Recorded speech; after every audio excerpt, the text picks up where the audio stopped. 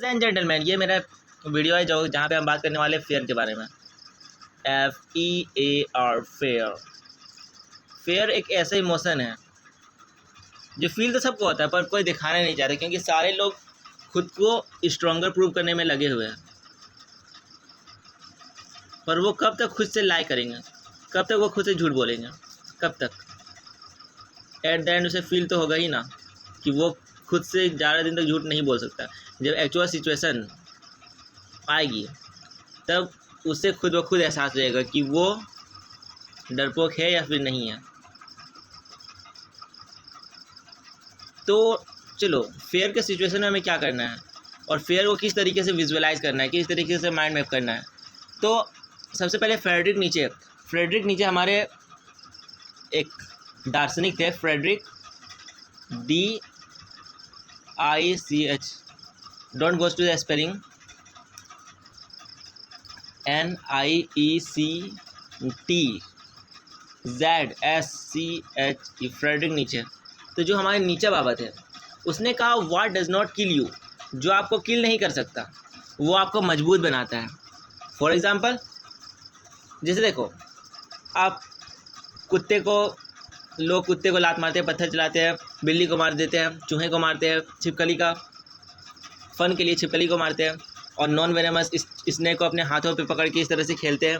तो non venomous snake हो गया जिस तरह से, ठीक है, और आपका हो गया स्कॉर्पियन। हाँ, तो बच्चे क्या करते हैं, स्कॉर्पियन का जो होता है ना, वो वेनम वाला पार्ट को कट कर देते हैं और कट करके उसके हाथ में उसे हाथ में लेके खेलते, ठीक है। तो अब आप यहाँ देखो, जो आपको मार नहीं सकता वो आपको क्या बनाता है, स्ट्रॉन्ग बनाता है। यहाँ तक क्लियर है?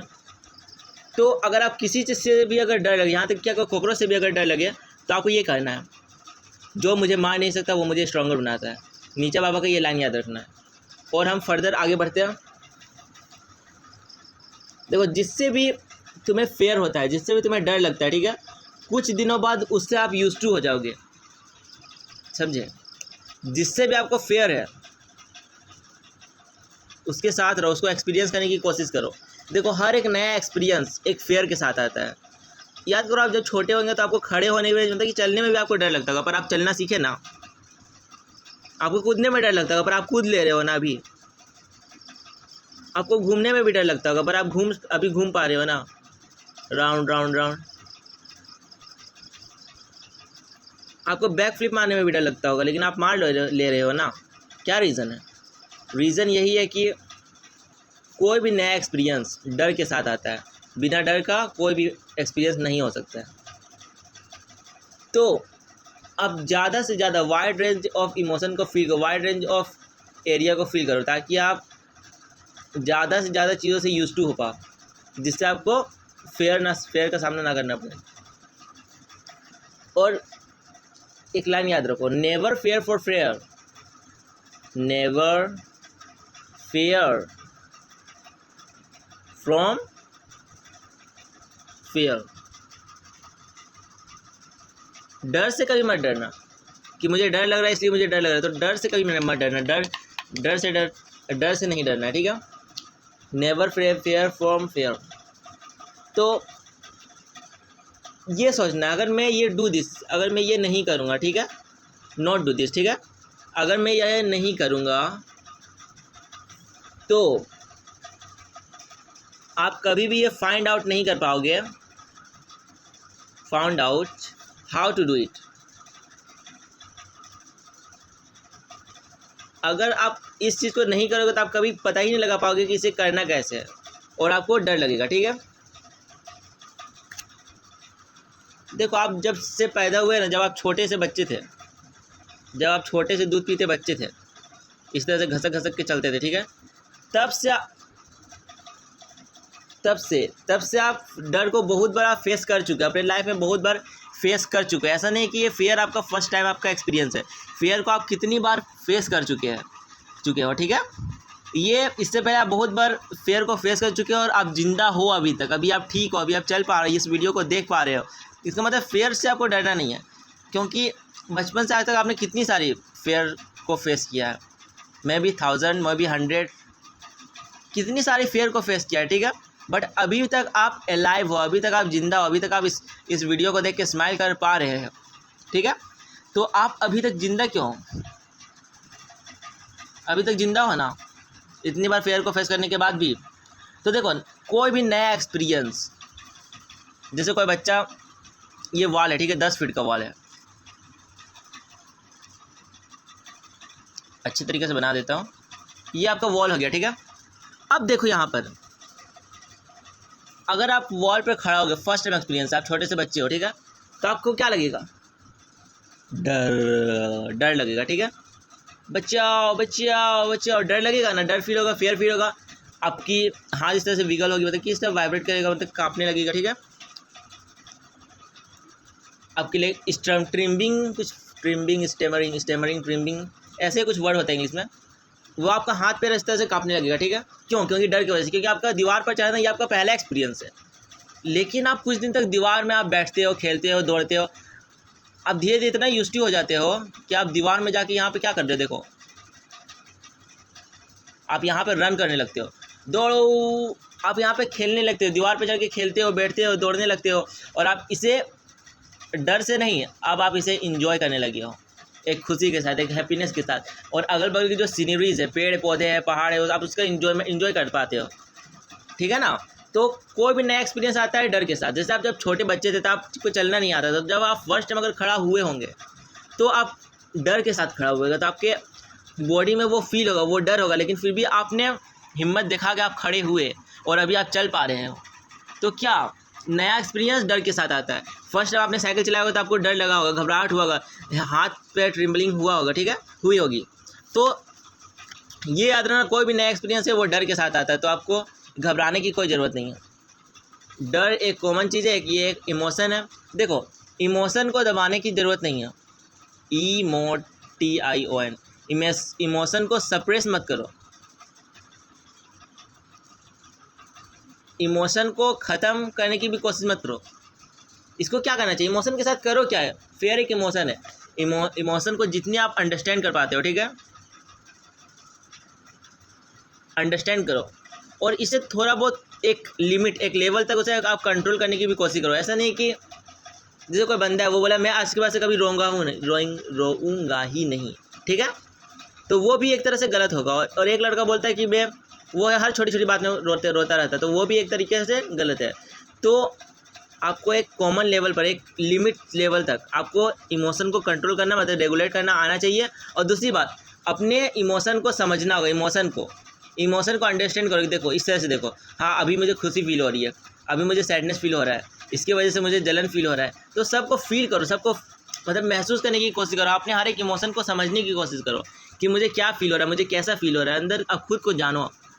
तब आप अपने इमोशन को दबाने की ज़रूरत नहीं, आप जितना से दबाओगे वो उतना उभर के बाहर आएगा, उतना आपके अंदर से पनपेगा, उतना धीरे धीरे वो बाहर आने की कोशिश करेगा। पता है इमोशन का 2 ही तरीका है। अगर आप एक फ़िलॉसफी, एक फ़लसफ़ा अगर बना लो, नहीं मुझे इमोशन फील ही नहीं होता, आप इसे रोज़ रिमाइंड करोगे ना, तो एक टाइम के बाद आप इमोशन लेस बन जाओगे। पर यहाँ का गोल नहीं, इमोशन लेस बनना एक गोल नहीं है, क्योंकि इमोशन ही से हम एक दूसरे से कनेक्ट कर पाते हैं, एक इंसान दूसरे इंसान से कनेक्ट कर पाता है, और दूसरे के फीलिंग्स और इमोशन को इंसान फील कर पाता है। तो इससे छुटकारा पाना कोई ऑप्शन नहीं है। तो सबसे पहला आपको क्या करना चाहिए, इसे समझना होगा। मुझे सैडनेस फील हो रही है तो क्यों फील हो रही है, क्या वजह है, इसके पीछे क्या रही है, बिहाइंड रीज़न क्या है इसके पीछे, तो ये आपको समझना होगा, ठीक है। और देखो ये जो सोसाइटी है, ये जो जितनी भी सोसाइटीज़ है, ठीक है, जितनी भी सोसाइटी, जितने लोग हैं, ठीक है, वो किसके लिए बनी हुई है, वो सारी चीज़ ह्यूमन के लिए बनी हुई है, ठीक है, इंसान के लिए बनी हुई। देखो ये जो सोसाइटी, ये घर हो गया, आपका स्कूल हो गया, ये दुकान वगैरह, सब कुछ किसके लिए बना है, सोसाइटी के लिए बना है, मतलब हमारे लिए बना है, समाज के लिए बना है। तो जो चीज़ समाज के लिए बना है उससे डरने की क्या जरूरत, जो हमारे ही लिए बना है, हमारे बेनिफिट के लिए बना है, जो हमारे बेनिफिट के लिए बना है, उससे हम डरेंगे क्यों, उससे डरने का कोई मतलब नहीं निकलता है। क्योंकि जो हमारे लिए, जो इंसान के लिए, जो इंसानों ने बनाया है, इंसानों के लिए, उससे डरने का कोई ज़रूरत नहीं है। देखो जो डर होता है वो डर नहीं होता, वो क्या होता है, डर ऑफ अननोन होता है। अननोन मतलब पता है, देखो ये हो गया अननोन। जो भी डर होता है, जो भी फेयर होता है, फेयर ऑफ अननोन होता है, ठीक है। जो भी आपका फेयर होगा वो फेयर ऑफ अननोन, मतलब फेयर उस चीज़ का फेयर जिसके बारे में आपको नहीं पता क्या होने वाला है, वो फेयर ऑफ अननोन होता है। तो इसका सिंपल रीज़न है, ये बॉक्स बंद क्यों रखे, इसे बॉक्स को खोलो ना, अननोन को नोन करो, उसके अंदर क्या है। ओ माय गॉड, एप्पल मेरा तो हार्ट बन गया। इसके अंदर क्या है देखने की कोशिश करो। जो भी फेयर है, फेयर ऑफ अननोन है, उसे अननोन को नॉन बनाने की कोशिश करो, नॉन बनाने की कोशिश। नॉन बनाने का मतलब उसे जिसे आप नहीं जानते उसे जानने की कोशिश करो कि एक्चुअली में है क्या। जो चीज़ आप नहीं जानते क्या होगा, क्या होने वाला है, उससे आपको डर लगता है, ठीक है। लेकिन अगर आप उसे जान लोगे तो आपको वो डर नहीं लगेगा, ठीक है। देखो, जो अननोन है उसे नॉन कर दो, कोई आपको गोली थोड़ी मार देगा। जो अननोन है उसे नॉन में बदलो, नॉन में बदलो, मतलब जिसे आप नहीं जानते उसे जानने की कोशिश करो। कोई आपको गोली थोड़ी मार देगा, कोई आपको जान से थोड़ी ना मार देगा। इसमें डर की क्या बात है। और दूसरी बात, कुछ लोग पता है, ask if you don't ask you don't get. अगर आप किसी से मांगोगे ही नहीं तो आपको मिलेगा कैसे वो चीज़। पता है लोग किसी से मांगना पसंद क्यों नहीं करते, उसे डर लगता है रिजेक्शन। और रिजेक्शन से डर क्यों लगता है बताओ। क्योंकि ये रिजेक्शन सैडनेस में बदल जाता है। और जो हमारा ब्रेन है, ये जो हमारा ब्रेन है, ठीक है, ये ब्रेन नेगेटिव इमोशन से दूर भागने की कोशिश करता है।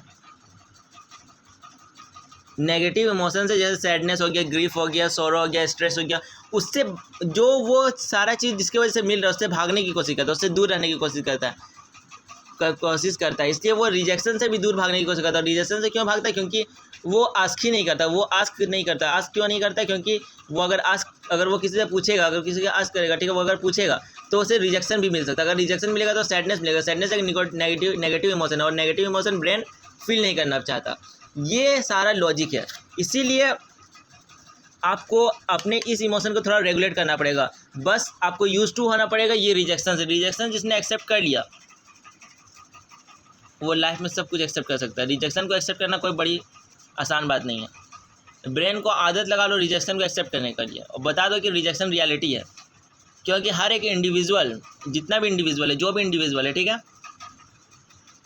ये आपको नहीं जानता, आप उसको नहीं जानते, तो इसके रिजेक्शन से क्या फ़र्क पड़ता है। जो इसको आप जानते ही नहीं हो, तो जिसके साथ आपका कोई इमोशनल बॉन्ड नहीं है, कोई कनेक्शन ही नहीं है, तो उसके पॉइंट ऑफ व्यू से, उसके रिजेक्शन से आपको कोई फ़र्क नहीं पड़ना चाहिए। क्यों ही फ़र्क पड़ेगा, नहीं पड़ना चाहिए ना।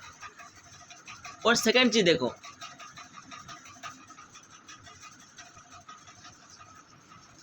रिजेक्शन से हमें कोई फ़र्क नहीं पड़ना चाहिए। अगर आप आस्क नहीं करोगे तो आपको मिलेगा भी नहीं। ये सिंपल फंडा है। और ब्रेन को आदत लगा दो रिजेक्शन का। अगर ब्रेन को आदत लग गया, और ब्रेन को ये समझाने की कोशिश करो कि ये रिजेक्शन नॉर्मल बात है। हर एक देखो, इस दुनिया में हर एक इंसान आज़ाद है। God created every individual free from everything. तो no one are slave to each other, every one are free. तो देखो, हर एक इंसान आपको यहाँ पे फ्री है। कोई किसी का गुलाम नहीं, मतलब किसी के ऊपर फजीलत हासिल नहीं है, मतलब कोई भी किसी से बड़ा नहीं है, सब सेम है, ठीक है। सबकी अपनी अपनी चॉइसेस है, अपनी अपनी बाउंड्रीज है, अपनी अपनी थॉट प्रोसेस है, सब अलग अलग है। आप किसी को अपना ओपिनियन थोड़ी ना थोप सकते हो। जो आप बोल रहे हो उसको करवाने के लिए आप ज़बरदस्ती आप थोड़ी ना करवा सकते हो, नहीं करवा सकते ना। तो बस उसे बोलो, अगर वो नो बोलता है तो कोई दिक्कत नहीं, thank you, have a nice day, बात खत्म। इसमें टेंशन क्या बात है। एक ने मना किया दूसरे पास जाओ, दूसरे ने मना किया तीसरे पास जाओ। पता है आजकल अगर आप पूछोगे ही नहीं तो मिलेगा कैसे। सिंपल फंडा, आप फेयर को जानो। फेयर को जैसे कि हमने बताया कि जो भी फेयर होता है फेयर ऑफ अननोन होता है। अगर अननोन को आप अगर नॉन बना लोगे, मतलब उसको जिसे आप जानते नहीं हो उससे आपको फेयर होगा। अगर आप उसे जान लोगे तो आपको उससे फेयर नहीं होगा। और ये जो सोसाइटी है वो सोसाइटी किसके लिए बनी है, इंसानों के लिए बनी है, इंसान की सहूलत के लिए बनी है, इंसानों की आसानी के लिए बनी है। और इसमें डरने की क्या बात, जब इंसानों ने बनाया है इंसानों के लिए तो इससे डरने का कोई मतलब नहीं निकलता है। अब देखो, फेयर जो है वो रियलिटी नहीं है, ये डर है, असलियत नहीं है। कुछ चीज़ें आप अपने ब्रेन में इमेजिन ऐसा कर लेते हैं जो कि असलियत नहीं होता, वो आपका डर है जो कि आपको इस तरह से एक्सेप्टेशंस बना के दे रहा है, ठीक है। तो जो रियलिटी नहीं है उससे डरो मत, रियलिटी नहीं, वो आपका फेयर है जो आपको इस तरीके से फील करवा रहा है, ठीक है, वो आपका रियलिटी नहीं है, इससे एक्सेप्ट करो कि वो रियलिटी नहीं है। देखो आपने बचपन से आज तक बहुत बार फेयर को फील किया होगा, पर आप अभी तक जिंदा हो, मतलब फेयर से आपका जान भी नहीं जा सकता, मतलब फेयर आपका कोई कुछ नहीं बिगाड़ सकता, बस ये एक इमोशन है, इसे बस फील करो, एम्ब्रेस करो और इस फीलिंग के साथ रहो, जियो, मस्त रहो, और थोड़ा बहुत जहाँ ज़रूरत पड़े वहाँ थोड़ा सा रेगुलेट करो, जहाँ पर वो इमोशन एक लिमिट से ज़्यादा हो जाए, इसे कंट्रोल करने की कोशिश करो, रेगुलेट करने की कोशिश करो। और इमोशन को कभी भी कंट्रोल नहीं करना, क्योंकि इमोशन को जितना आप दबाओगे वो उतना बाहर आने की कोशिश करेगा। आप उसे कंट्रोल नहीं कर सकते। अगर आप कंट्रोल करने की कोशिश करोगे तो आप खुद में ही सैडनेस और मेंटली आप बहुत ज़्यादा इल हो जाओगे, आपका मेंटल हेल्थ डिस्ट्रॉय होने लगेगा, आप सैडनेस में रहने लगेगी, आपका ब्रेन समझ ही नहीं पाएगा ये हो क्या रहा है। देखो अगर आप डिफरेंट इमोशंस की वजह से आप different type of hormone release होते हैं, डिफरेंट टाइप ऑफ मतलब आपके बॉडी में अलग अलग तरह का फीलिंग्स महसूस होती है। जैसे सेल्स कभी, जैसे खुशी में क्या होता है, लगता है ब्लड फ्लो थोड़ा फास्ट हो जाता है, जैसे सैडनेस में थोड़ा सा ब्लड फ्लो स्लो हो जाता है, बॉडी का मेटाबॉलिज्म थोड़ा सा स्लो हो जाता है। तो जब आप एक्साइटेड होते हैं तो दिल का हार्ट बीट आपका फास्ट हो जाता है, मेटाबॉलिज्म फास्ट हो जाता है, ठीक है, और आपका अंदर एनर्जी, जोश, एक उत्साह भर जाता है। तो अलग अलग हार्मोन्स की वजह से अलग अलग बॉडी में रिएक्शन होते हैं, जिसकी वजह से आपका अलग बॉडी में डिफरेंट टाइप्स ऑफ एक्सपीरियंस आप कर सकते हो, अलग अलग तरीके से फील होता है बॉडी में, ठीक है। तो अगर आप इमोशन को दबाते क्या होगा पता है, एक टाइम आपको पता ही नहीं लगेगा कि मैं क्या फील कर रहा हूँ, बस आपके अंदर जो सैडनेस, सोरोफुलनेस और ग्रीफ या रिग्रेट वाला फीलिंग आपको फील ही नहीं कर पाओगे, बस आपके बॉडी में उसका असर रहेगा। मैं क्यों परेशान हूँ पता नहीं, बट बस परेशान हूँ। क्यों? क्योंकि आप अपने इमोशन को समझ नहीं पा रहे कि आप परेशान हो। तो परेशान किस लिए हो, किस इमोशन की वजह से परेशान हो, वो आपको नहीं पता है, ठीक है। बस अगर आप इमोशन को कंट्रोल करोगे तो आप इमोशन को फील करना भूल जाओगे। इमोशन का आप अगर फील ही नहीं करोगे तो रेगुलेट कैसे कर पाओगे। तो इमोशन को दबाने की कोई ज़रूरत नहीं, अगर दबाओगे तो वो एक टाइम के बाद वो ख़त्म हो जाएगा, वो फीलिंग बंद हो जाएगा। फिर आप हमें लाइफ में परेशान रहोगे कि मुझे हो क्या रहा है, मुझे सुकून क्यों नहीं है, मुझे क्या चीज़ है जो मुझे ग्रोथ में रोक रही है, वो क्या चीज़ है जो मुझे ये सैडनेस में लेके जा रही है, वो क्या चीज़ है जिससे मैं इतना उदास रहता हूँ, वो क्या चीज़ है जिससे मैं परेशान हूँ। पर आपको पता नहीं होगा कि आप परेशान हो। तो क्यों परेशान हो? क्योंकि आप इमोशन को इतनी बार आपने कहा है कि इतनी बार आपने उसे दबा दिया, इतनी बार उसे क्रश किया है कि वो अब इमोशन नहीं रहा, वो दिमाग के किसी अनकॉन्शियस स्टेट में जाकर छुप गया है और आप फील नहीं कर पा रहे, बट उसका जो असर है आपके बॉडी में दिख रहा है, ठीक है। Thank you, have a nice day. यहाँ तक का मेरा टॉपिक खत्म होता है जिसका नाम था फेयर। और ये याद रखो कि जो आपको मार नहीं सकता वो आपको स्ट्रांग बनाता है। जैसे आपने कभी कॉकरोच देखा होगा अपने घरों में, तो बोलो कि ये मुझे मार नहीं सकता, इसका मतलब कि मैं इससे ज़्यादा स्ट्रांग हूँ, तो आपका फेयर खुद ब खुद ख़त्म हो जाएगा। कुत्ता आता है, ये मुझे मार नहीं सकता, ये मुझसे कमज़ोर है, पत्थर उठाओ, ठोक दो, सिंपल बात। ये देखो कि जो आपको मार नहीं सकता वो आपको स्ट्रॉन्गर बनाता है, फ्रेडरिक नीचे ने कहा था। तो ये अंडरस्टैंड करो, ये समझो कि ये मुझे नहीं मार सकता, मतलब कि मैं इससे ज़्यादा पावरफुल हूँ, मैं इससे ज़्यादा पावरफुल हूँ, मतलब कि मुझे इससे डरने की कोई ज़रूरत नहीं है। ये अंडरस्टैंड करो, ये समझने की कोशिश करो, ये अपने दिमाग में एक बांट लो। और सोसाइटी इंसानों के लिए बनी है, इंसानों ने बनाया, तो इससे कोई डरने की कोई ज़रूरत नहीं, कहीं मत डरो, बस इंजॉय करो लाइफ को। और इमोशन को ज़्यादा कंट्रोल करने की कोशिश नहीं करनी, बस एक लिमिट तक कंट्रोल करो। और ऊपर की और बात रही इमोशन ऐसा चीज़ जिसे आपको फील करना चाहिए, क्योंकि इससे बॉन्डिंग और कनेक्शन स्ट्रॉन्ग बनाया जा सकता है। Thank you, have a nice day. मिलते हैं 9:10 पे कल सुबह नाइट में, ठीक है। Thank you, have a nice day.